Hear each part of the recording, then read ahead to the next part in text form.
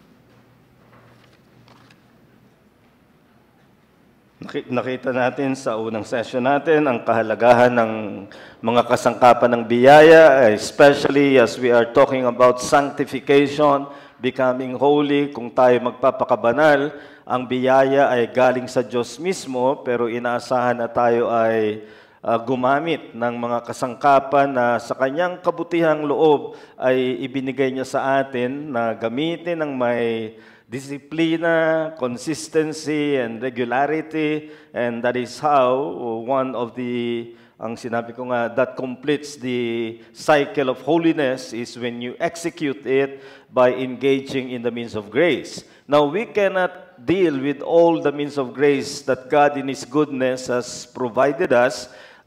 Kulang ang mga sessions natin. Sa halip ay tututok ako sa second session na ito sa isang particular private means, although this is also a corporate means, but I want to look at it more on the private level ng ating paggamit ng kasangkapan.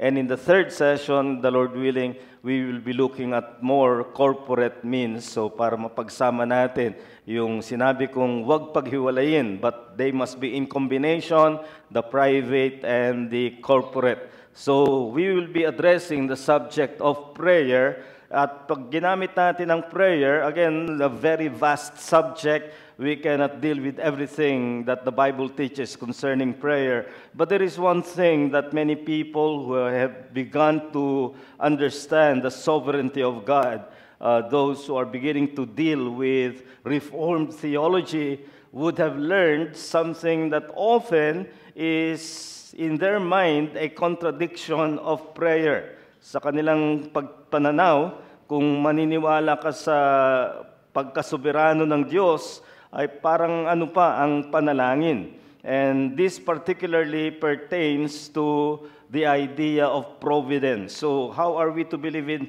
providence and then believe in the necessity and effectiveness of prayer? Tandaan natin kung ano ang prayer muna in terms of its difficulty. Mahirap ng at kung minsan sa maling paniniwala ay lalong nahihirapan ng marami. Prayer is difficult to initiate and even more difficult to sustain. Every one of us would agree to that, na isa ito sa mga pinakamahirap ngunit pangangailangan ng Kristiyano na kanyang ginagawa. Siya'y nananalangin at mahirap simulan ang isang habit of prayer at mas mahirap na i-sustain. Joel Beeke, I'm sure an author known to many of you, ay sumulat ng isang aklat concerning the prayer life of the Puritans. They were famous for their consistent and disciplined prayer life. And the way the Puritans often spoke of prayer is used by Beeke in his title, Taking Hold of God. Naalala niyo yung sinabi ko kanina sa first session, it is possible to be engaging in the means and yet fail to connect with God. Gumagamit ka ng mga kasangkapan pero wala kang pakikipag-ugnayan sa Diyos. Para sa mga Puritans, ang panalangin ay taking hold of God. Humahawa ka sa Diyos. At may sinabi si Joel Beeke dito, backsliding usually begins in the inner closet of prayer. You looked forward to times of prayer. You longed alone to be with the Lord, to pour out your heart to Him with all its needs, confessions, vows, thanksgivings, and praises. But gradually, your prayer life began to disintegrate, became more a matter of words than heart-to-heart communion with God. Now, who of us can deny that that has happened to us in many ways, and we struggle with maintaining a vital prayer life in which we lay hold of God, taking hold of God. Yan ang sinasabi rito ni Joel Beeke. And yet, we understand prayer as a principal means. That is, as the fruit of faith, one principle, isang pangunahin na kasangkapan at isang pangunahin na ebidensya ng isang tao ay mananampalataya ay meron siyang panalangin. And it was John Calvin, the Reformer, who made this point concerning prayer and faith. Prayer is the chief exercise of faith, he says. So if you say you are a believer and never pray, or you are a believer and yet very inconsistently you pray, something is contradictory. Yan ang point na prayer is the principal or the chief exercise of faith. At kung maalala niyo yung istorya na when Saul, before he became Paul, was converted, and the Lord Jesus himself appeared to a disciple named Ananias to go to Saul in order to baptize him, pero hindi niya alam ang nangyari kay Saul sa road to Damascus, at nag-aalinlangan siya. And one thing that Jesus said to him to convince him is, behold, he prays. Yun pa lang ay na-convince na itong si Ananias na something must have happened to Saul, because that is one thing that that should be said of every Christian. He prays. That is an evidence of true faith. So the word is primary in its authority over other means. Prayer is principal as evidential fruit of faith. Kaya hindi natin nilalagay ang prayer sa place of authority. Our authority is always sola scriptura. But with the scriptures as our authority, the principal evidence, the chief evidence that we are true believers is that we are praying. Now, I'm not saying that's the only evidence, but it is the chief evidence that we are believers is that we pray to God, because nagbago ang relasyon natin sa Diyos. Siya ay naging ama natin. Hindi maaari na hindi ka nakikipag-usap sa iyong ama sa pamamagitan ng panalangin. So, what is the place of prayer? Dito na yung difficulty. If God's providence controls all things, how can there be a place for prayer? Yan ang problema ng maraming nagsisimula lalo sa pagtalakay o pagtanggap ng pagkasoberano ng Diyos. We believe in predestination. that in eternity, God has already decreed everything that comes to pass, that is taught in the Scriptures.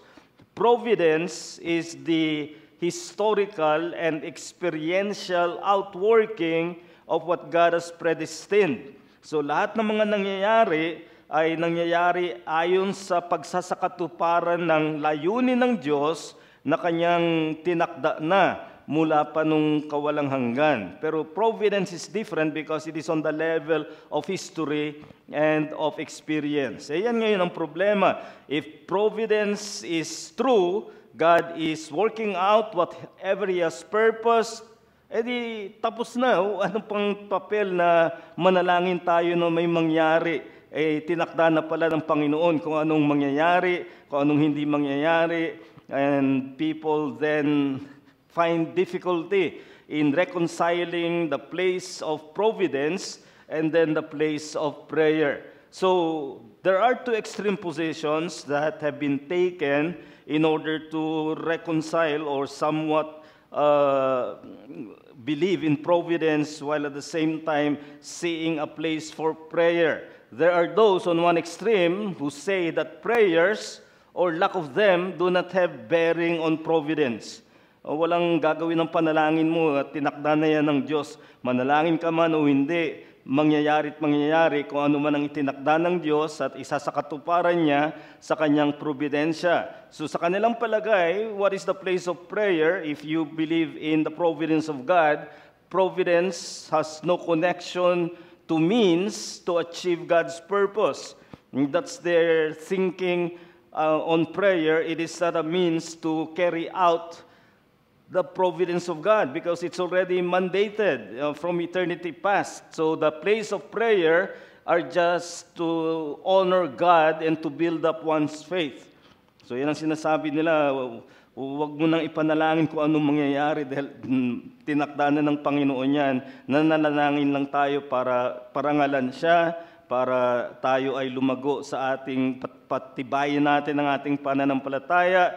But their idea is prayer has no factor, no bearing on providence. That's one extreme.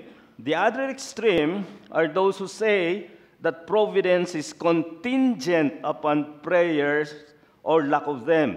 Ibig sabihin, nakasalalay ang providensya sa manalangin ka o hindi.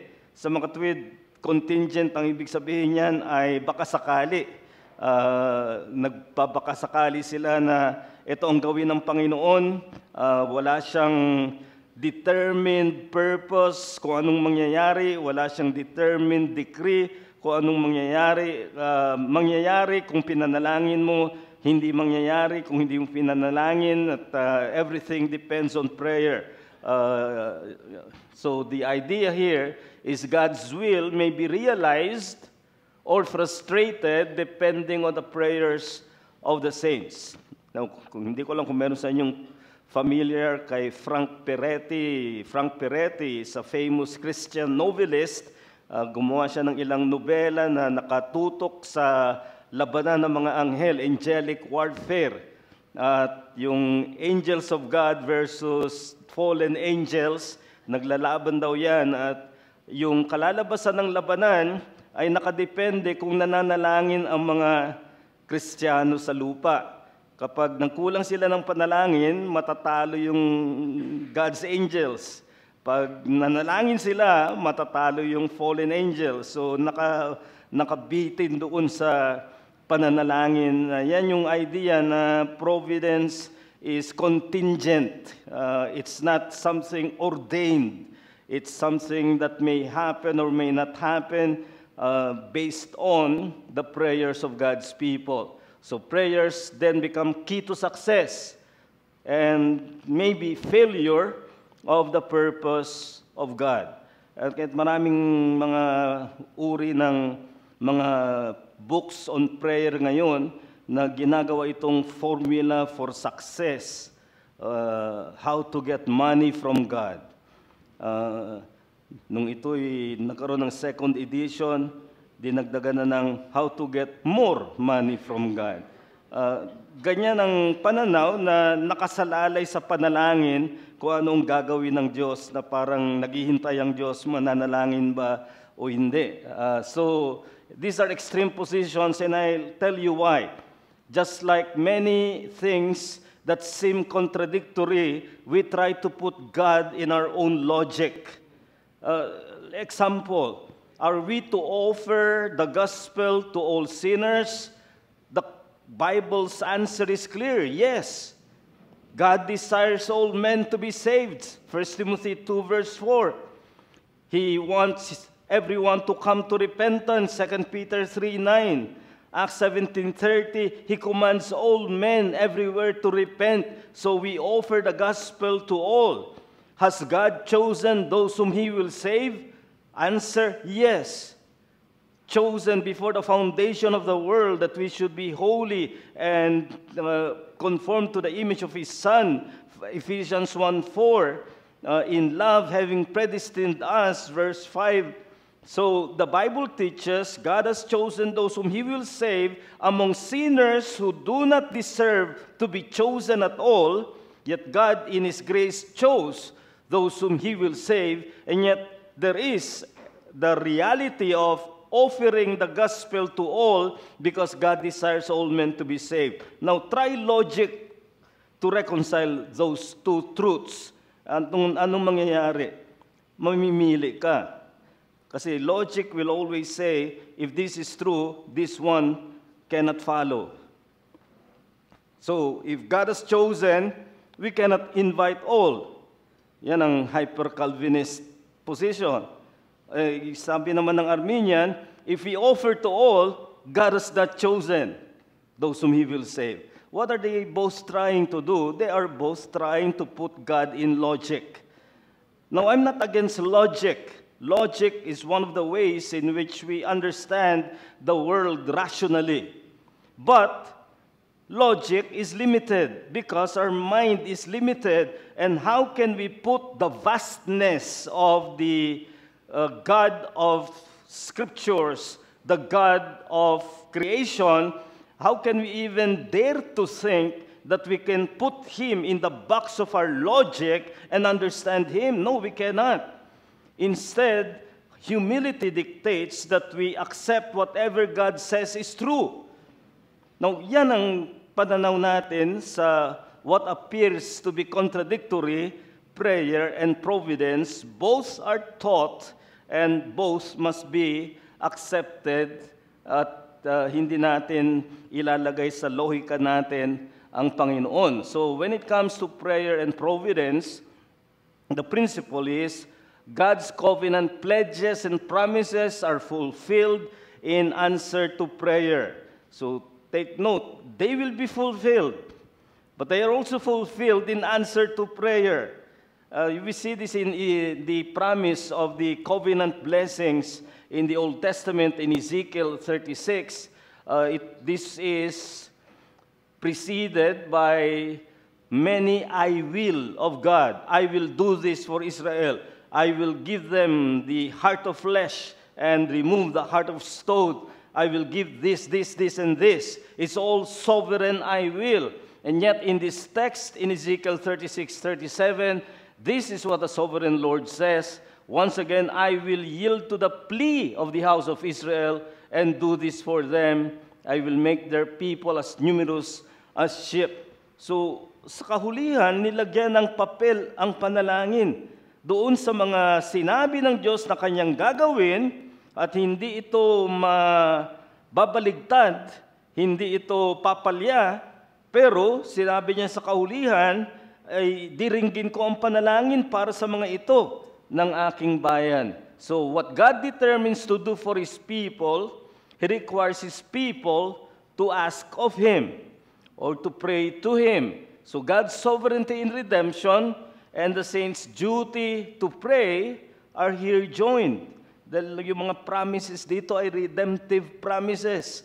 Mga promise sa katubusan, mangyayari yan, ngunit katambal ng pananalangin ng kanyang mga lingkod. So with that in mind, with that principle, let us look at several things that are true about providence and prayer. One, events are said to have taken place in answer to prayer. Events that God already decreed will happen, events that in providence are being worked out by God, yet events that are said to be in answer to prayer. Let me give you one, the birth of John the Baptist. When Zachariah, his father, was praying in the temple, the angel Gabriel appeared to him at itong sinabi sa kanya. The angel said to him, "Fear not, Zacharias, for your prayer is heard, and your wife Elizabeth shall bear you a son." Who was that son? John the Baptist. Yet, we know that even long ago, before Zacharias, there was already a prophecy pertaining to John the Baptist. The birth of John the Baptist is prophesied in the Old Testament.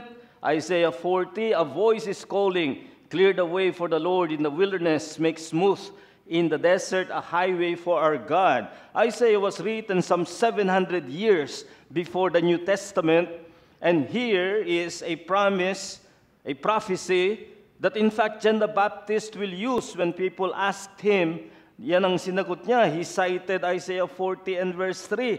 "I am the voice of the one who cries in the wilderness, prepare the way of the Lord."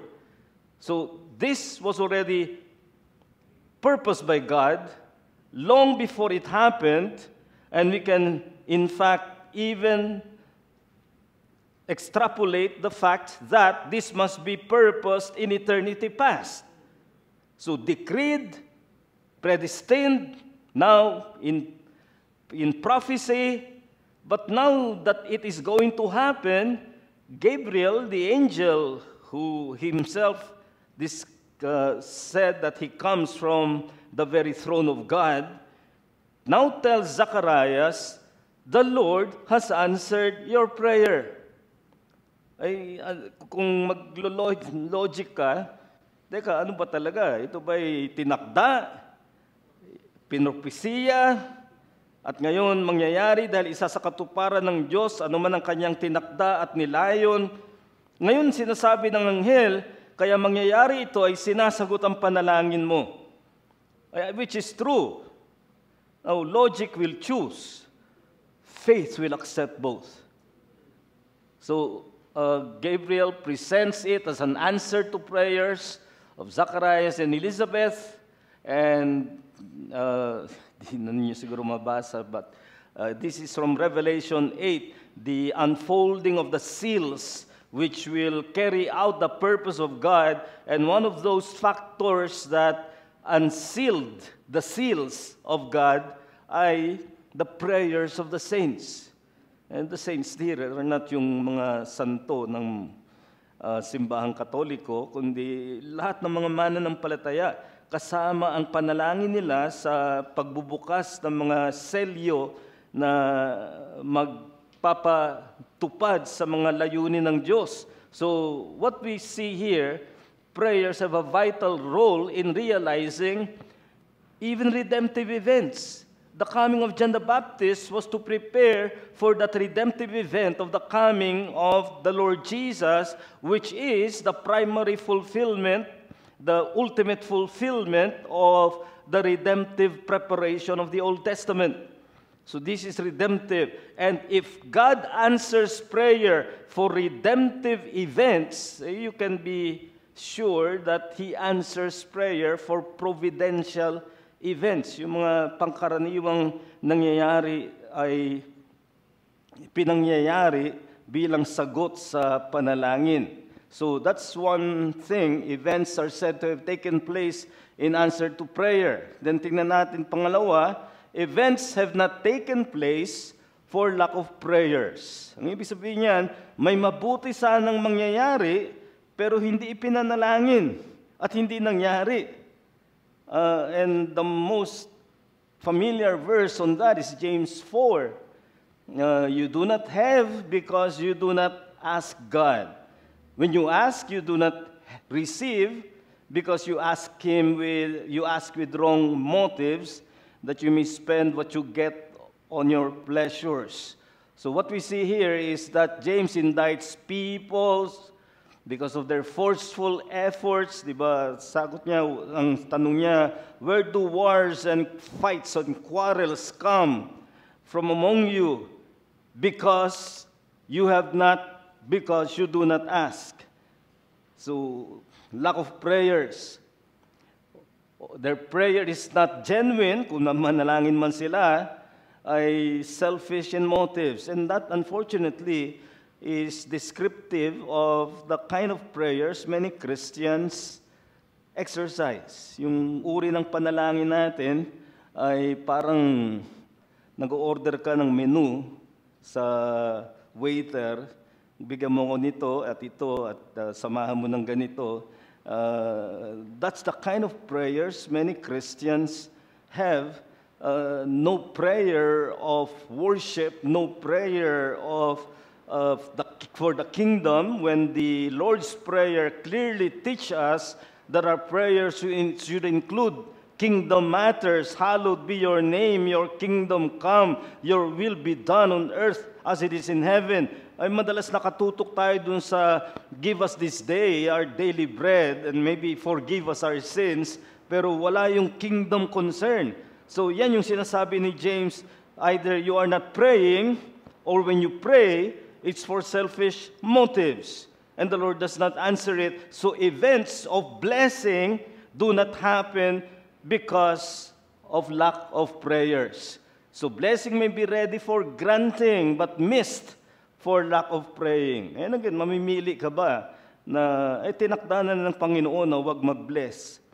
Kaya manalangin ka man o hindi, ay hindi ka talaga mabibless. Yan ang logic na naman. Ang sabi rito, kaya nawala yung blessing na nakalaan sa atin na may kinalaman lalo sa kaharian ay sapagkat hindi pinanalangin o kung nanalangin man, puro makasarili. At yun ang dahilan. So again, we see the intersection of providence and prayer or lack thereof.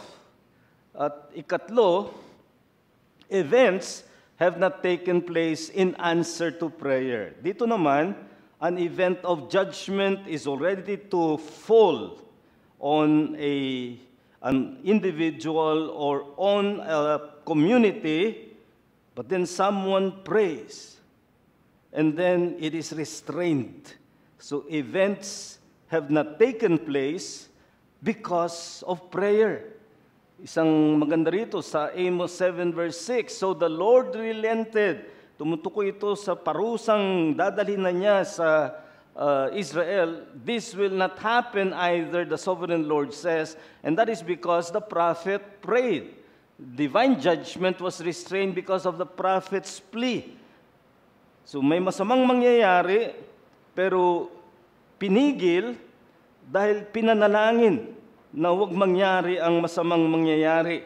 And we know the case of Abraham when he was interceding on behalf of Sodom because nandun yung pamangkin niyang si Lot at yung kanyang pamilya, and it's almost a haggling between God, who appeared in a theophanic appearance, and Abraham was interceding. If there are 50 righteous men, will you destroy Sodom? And God said no, for the sake of 50, down to 40, down to 10.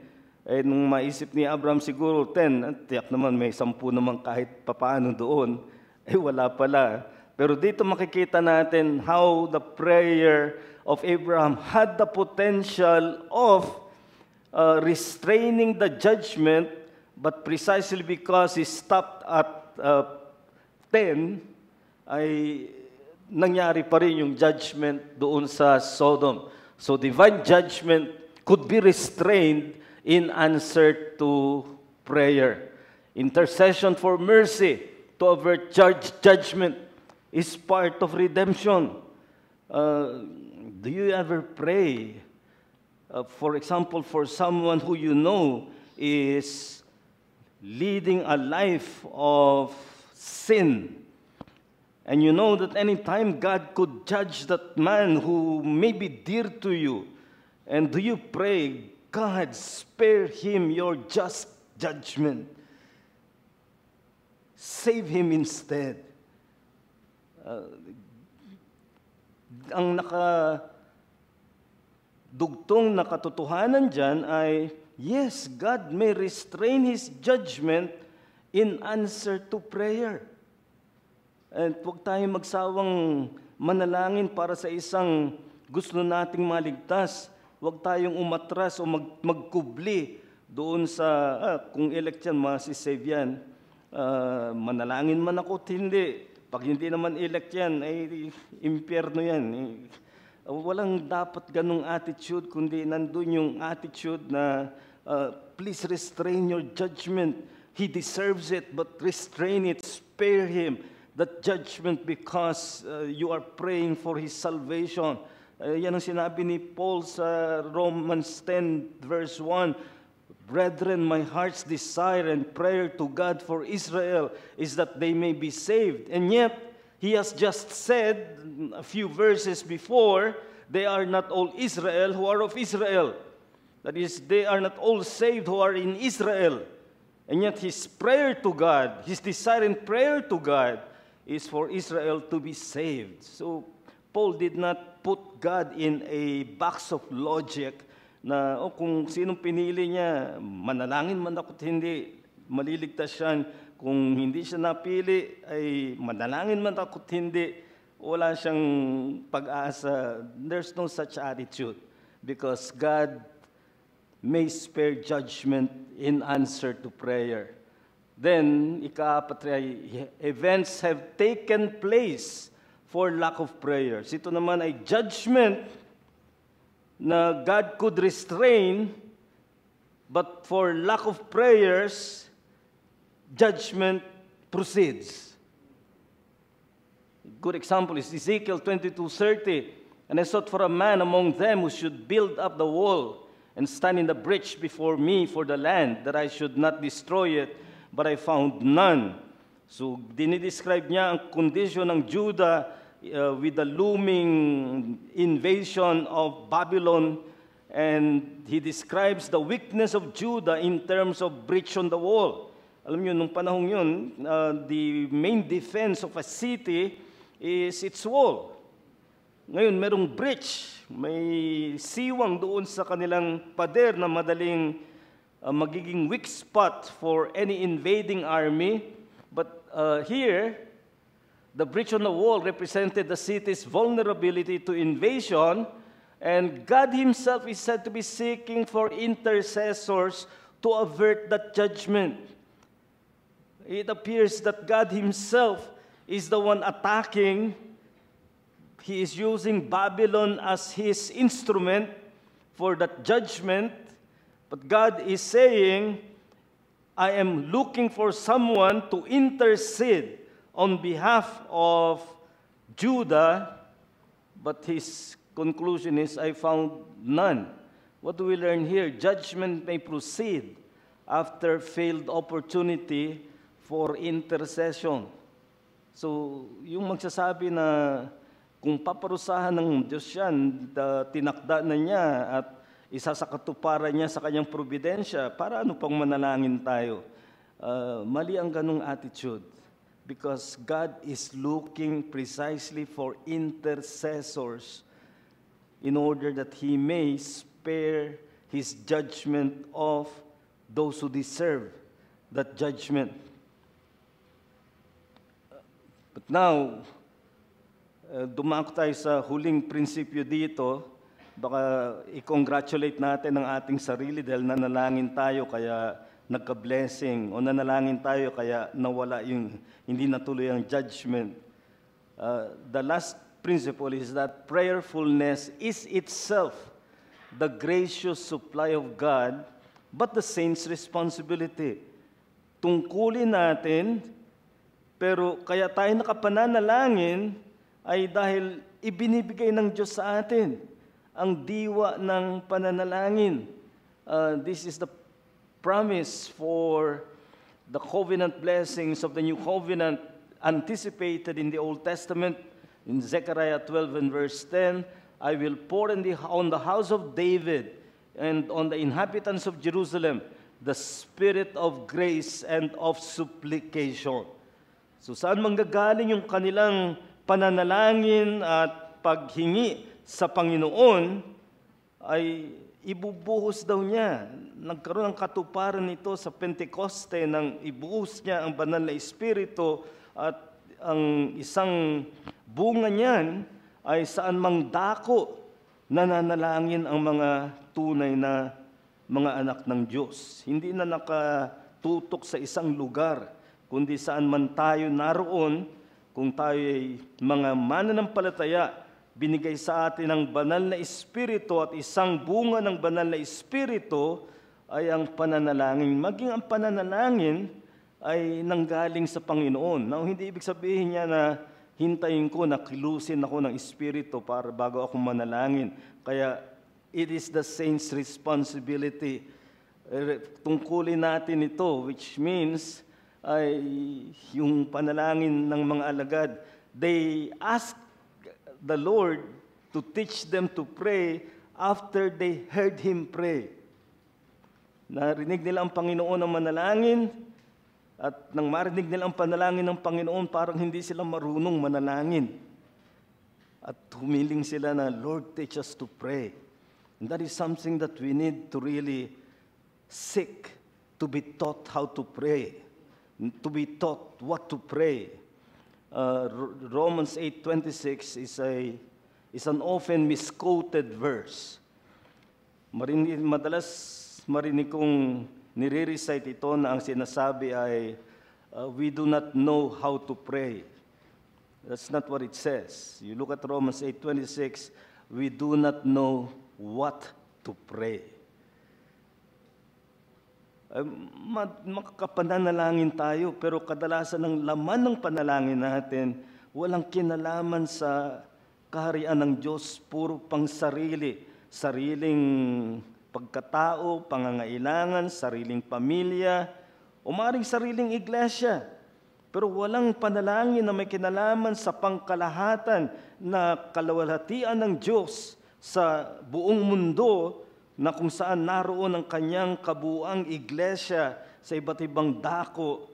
And there is little of that prayer even among Christians. And this is what we need to ask the Lord to teach us that kind of prayer. And you will not go wrong if you follow the pattern of the Lord's Prayer. At doon, it's predominantly kingdom and matters of spiritual individual interests. Forgive us, lead us not into temptation, deliver us from the evil one. Sa kalagitnaan yun yung give us this day our daily bread. Mukhang doon tayo natutok ng gusto sa give us this day our daily bread. Give me gas for my car, give me this and that. At natutok tayo doon, samantalang the Lord's Prayer is predominantly kingdom and spiritual concerns. Yan ang dahilan why we need to ask the Lord, teach us to pray. So prayerfulness is our duty to cultivate and God's grace to pour out. Huwag mong gawing excuse yung it's God who will give me the spirit of prayer. Well, you must resolve that I must pray. Psalm 55, verse 17, evening and morning and at noon, the Lord will hear my voice. In-schedule niya. And there's nothing wrong. In fact, it is right for Christians to have times allotted for prayer, while we are not belittling impromptu and spontaneous praying. We do that, but it is still imperative for Christians to have their allotted time to pray, because without that, the default of our own habit is to skip our time of prayer. Dr. Lloyd Jones would often tell his wife, if someone calls, na siya ay may nasa time ng kanyang panalangin, tell the caller, I have an appointment. At hindi yun pagsisinungaling. Dr. Lloyd Jones considered it a sacred appointment with God, whatever he allotted for his time of prayer. Do we have that? That's part of being consistent and faithful in prayer while believing that the spirit of prayer comes from God. So let us reflect. Do not let logic dictate belief in providence and practice of prayer. Ay magkakamali na naman tayo. Tanggapin natin ng may pananampalataya. Lahat ng nangyayari ay nasasakatuparan dahil may layunin ng Diyos. Ngunit nilayon din ng Diyos na ang mga bagay ay nangyayari bilang sagot sa panalangin. Huwag kang pumili ng isa. Tanggapin mong pareho sapagkat itinuro ito ng Panginoon. So recognize the due place of the prayers of God's people. We see this in Paul's reliance on the prayers of his brethren in Philippians 1:19. I know that through your prayers and God's provision of the Spirit of Jesus Christ, what has happened to me will turn out for my deliverance. Ang context nito is looking at a trial to happen, most probably in Rome, and he was seeking the prayers of the Philippian church that it may result in deliverance. And in fact, that's what happened. Apostle Paul will be released from prison. Now, he will have his second imprisonment, but the point is that here, Paul is seeking the prayers of God's people. Ang punto niyan ay take on the privilege and challenge of disciplined praying. Trabaho natin yan.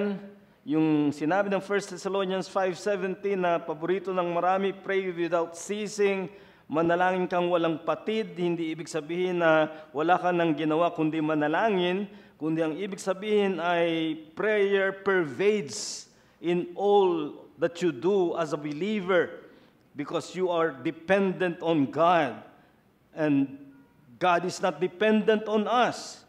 However, God is pleased to answer prayers. And events that are good may happen in answer to prayers. Events that are bad may happen for lack of prayers. And in summary of this, we are all in need of praying and being prayed for. You ask God's people to pray for you. Minsan sa prayer, doon tayo nagiging self-reliant. Nananalangin naman ako pero ayaw mong ma-mention ang mga bagay na may kinalaman sa'yo sa prayer meeting o hingi ng panalangin ng iba. That will be a wrong attitude.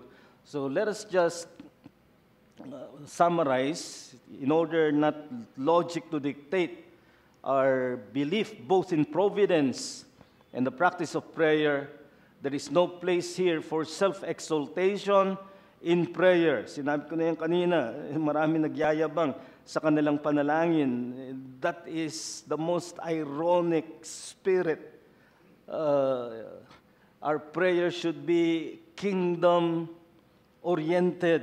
Your kingdom come, your will be done on earth as it is in heaven. Hindi niya pinapanalangin, hindi itong dumating na ang millennial kingdom. Ang sinasabi niya rito ay, in Christ, in His first coming, the kingdom is coming, and the kingdom has come, and Jesus is seated as King now on the resurrection. Acts 2:30, He was seated on the throne of His father David when He was raised from the dead. And our prayer is, God is pleased to use our prayers in order to expand His kingdom. And we should see this as grace. Akalain mong isinali tayo ng Diyos sa pagsusulong ng Kanyang kaharian.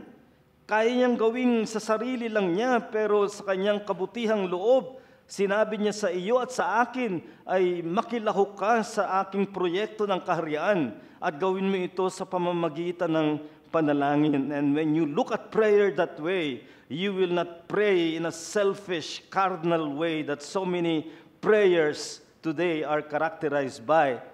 Sa halip, praying is participating in God's kingdom and the certain fulfillment of His will. No contradiction here, because God has determined prayer to join in the project of His kingdom. So, unang-una, do not be prayerless on pretext of God's sovereign providence. Huwag mong gawing pangubli ang providensya ng Diyos para huwag kang manalangin. On the other hand, do not be prayer proud on presumption of power of prayer. We believe in power through prayer. It's not the power of your prayer. Sinabi ko nga kanina, prayer is the humblest posture that we take before God. That's why it is often associated with kneeling. Not that we need to kneel, but it is often associated with kneeling precisely because it is begging of God. No place for pride in prayer. Prayer is assuming the weakest posture before the sovereign God. Diyan nga magandang pagsamahin yung providence at prayer. Hindi magiging mayabang ang prayer natin kung alam nating providence has already, or predestination has already decreed, and providence is working out what God has decreed, but He joins prayer as a factor into the outworking of His providence. So to summarize, events take place in answer to prayer. Second, events do not take place for lack of prayer. Bad events, or rather good events, blessings do not take place for lack of prayer. Third, events do not take place in answer to prayer. Yung dapat na masamang mangyari ay hindi pinangyari dahil may nanalangin. And fourth, events take place for lack of prayer, yung masamang mangyayari na sana'y napigil pero natuloy dahil walang nanalangin. And finally, prayerfulness is itself by gracious supply of God. Wala tayong pwedeng tanggalin dyan. Lahat yan ay totoo. At dyan natin mapagsasama yung paniniwala sa papel ng panalangin. Nananalangin ka ba, kapatid? But on the other hand, naniniwala ka na lahat ng nangyayari ay ayon sa providensya ng Diyos. So again, what's the right response and the wrong response? The right response ay isipin natin, prayer is the principal means.